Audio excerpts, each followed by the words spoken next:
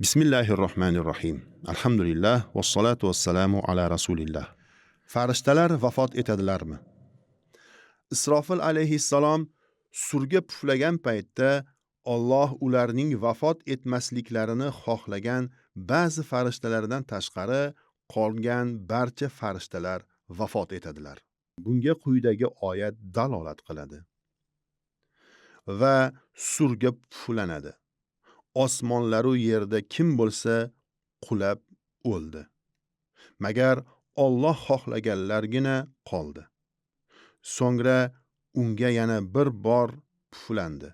Bas to'satdan ular turib intizor bo'lurlar. Zumar surasi 68-oyat.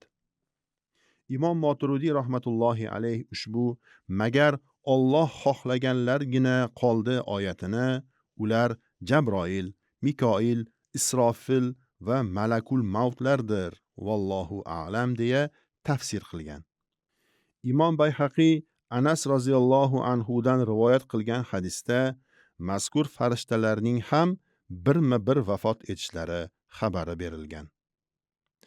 Har bir qilayotgan amallarimizni farishtalar kuzatib, yozib borayotganlarini doimo yodimizda saqlab, yaxshi amallarimizning odatlari va sifatlarini oshirib borish baxtiga Alloh taolo barchalarimizni muvaffaq qilsin.